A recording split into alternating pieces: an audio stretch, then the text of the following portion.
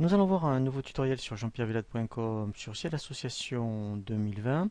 Donc toujours dans le menu comptabilité, nous allons voir une autre forme de saisie qu'on appelle la saisie relevé bancaire. Donc, comme son nom l'indique, eh bien en fait vous allez attendre de recevoir votre relevé bancaire pour saisir donc vos dépenses et vos recettes.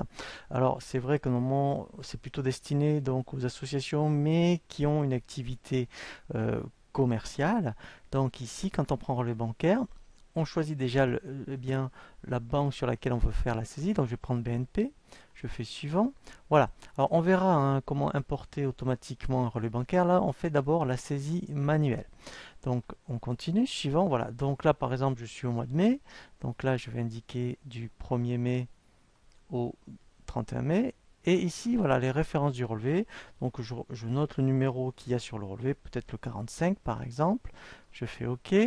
Voilà. Et là, ça se présente vraiment comme votre relevé bancaire.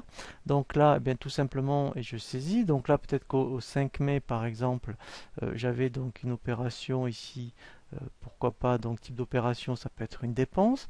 Alors ici, on va chercher le poste. Ça peut être le loyer. Voilà, donc là, je mets, mettons, loyer, pareil. Voilà, loyer mai. Ici, j'indique le montant, 300 euros. J'indique comment j'ai été donc ici payé. Voilà, je peux indiquer le numéro de pièce, donc c'était la pièce 6. Alors, on verra l'analytique plus tard. On peut aussi affecter un poste de tiers, c'est-à-dire ici, je pourrais, mettons, indiquer un fournisseur par rapport à l'agence immobilière, par exemple. Voilà. Et après, on continue. Donc, peut-être qu'après, au 6 mai, voilà, ici j'ai eu une recette.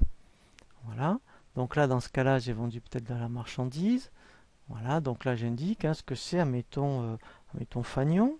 Voilà. Donc j'en ai vendu peut-être pour 40 euros. Voilà. Donc là, on m'a payé par chèque. Là, voilà, c'est la pièce. Alors là, c'est le numéro de facture. C'est peut-être la facture 56.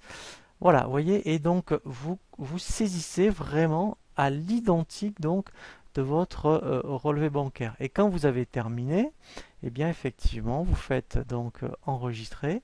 Et là, en fait, automatiquement, alors on va revenir sur cette notion d'écriture, mais ici, vous avez saisi. Voilà, donc là, si je regarde directement, vous voyez ici, voilà, le loyer de mai et directement la recette. Voilà, donc c'est une autre forme de saisie. Alors déjà, c'est vrai que là, c'est peut-être un peu plus financier et comptable.